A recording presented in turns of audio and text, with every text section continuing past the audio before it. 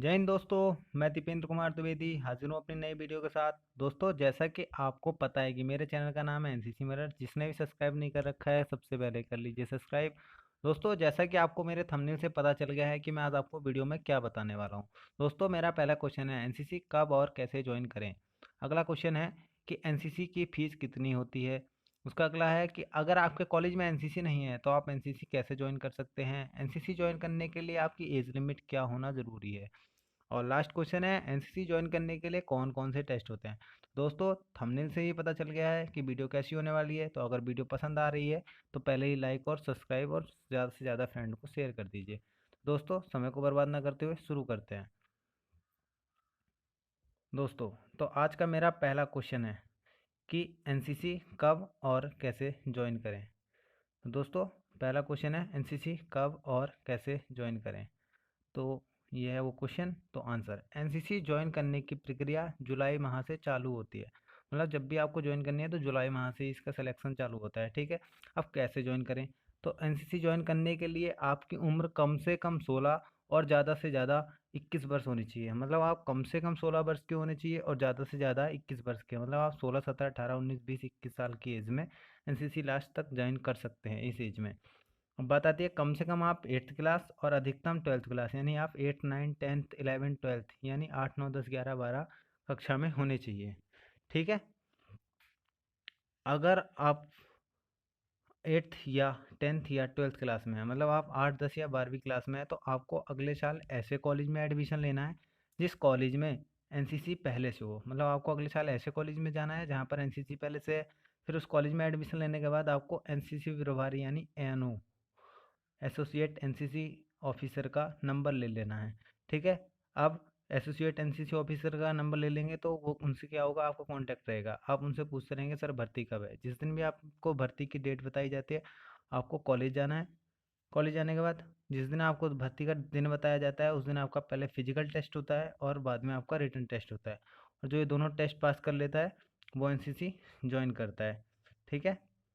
अब बात आती है अगले क्वेश्चन की।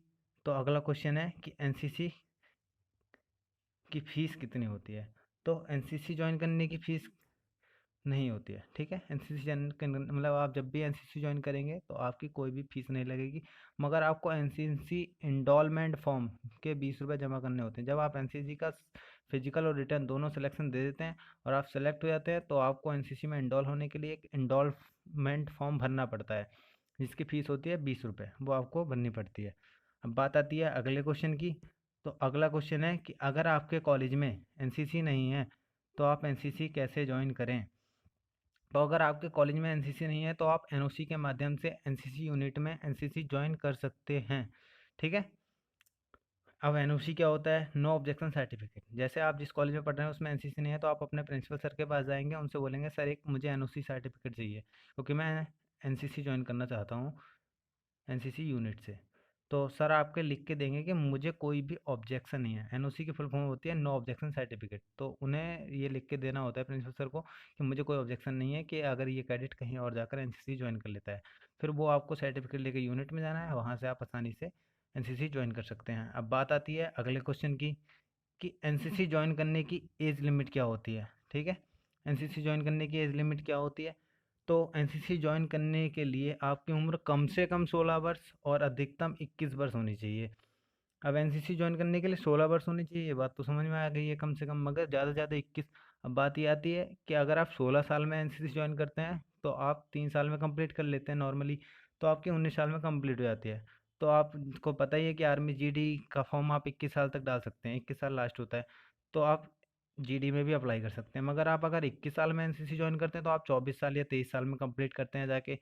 तो फिर आप सिर्फ क्या कर सकते हैं, आर्मी स्पेशल एंट्री जो होती है एज ए ऑफिसर वाली, जिसमें आप एसएसबी दे सकते हैं और सीधे आर्मी में ऑफिसर बन सकते हैं, बस वही आप भर्ती दे सकते हैं। तो मेरे हिसाब से अगर आप ज्वाइन कर रहे हैं तो 16 की एज में कीजिए। मगर अगर आप एज ए ऑफिसर ज्वाइन करना चाहते हैं तो 21 में भी कर सकते हैं। अगर 16 में करेंगे तो बेस्ट है और 21 में करेंगे तो बेटर है। ठीक है। अब बात आती है अगले क्वेश्चन की कि एनसीसी ज्वाइन करने के लिए कौन कौन से टेस्ट होते हैं। अब एनसीसी ज्वाइन करने के लिए फिजिकल टेस्ट और रिटन टेस्ट देना पड़ता है। आपको एनसीसी ज्वाइन करने के लिए दोनों टेस्ट पास करना ज़रूरी है। अब बात ये आती है कि लोग कहते हैं कि फिजिकल बहुत ज़्यादा हार्ड होता है और रिटन बहुत ज़्यादा हार्ड होता है। तो हार्ड होता है, ये किस बात पर निर्भर करता है? तो हार्ड होना इस बात पर निर्भर करता है कि आपके कॉलेज में माना 50 सीटें हैं और 100 बच्चों ने अप्लाई कर रखा है, तो आपके यहाँ का फिजिकल थोड़ा सा हार्ड होगा। मगर आपके यहाँ 50 सीटें हैं, 70 बच्चे अप्लाई करते हैं, तो आपके यहाँ पे इतना हार्ड नहीं होने वाला फिजिकल। और हाँ, अगर आपके कॉलेज में 50 सीटें हैं और मानते हैं 50 ही बच्चे अप्लाई करते हैं, तो फिजिकल आपका ना के बराबर होगा। ठीक है। तो दोस्तों, मैं समझता हूँ आप इस जानकारी को समझ पाए होंगे। और जैसा कि आपको पता है कि 3 महीने से मैं कोई वीडियो नहीं डाल पा रहा था, तो दोस्तों पूरे भारत ही नहीं, पूरे संसार में कोरोना का कहर चल रहा है, जिस कारण मेरे पास पर्याप्त इंस्ट्रूमेंट नहीं थे वीडियो डालने के। अभी आपको जैसा पता है कि लॉकडाउन में काफ़ी हद तक छूट है, तो मेरे पास अब पर्याप्त इंस्ट्रूमेंट हैं और मैं समय समय पर अब वीडियो डालता रहूँगा। और बीच में जो मेरी वीडियो नहीं आई उसके लिए मुझे खेद है। जय हिंद, जय भारत। मिलते हैं अगली वीडियो में, अगले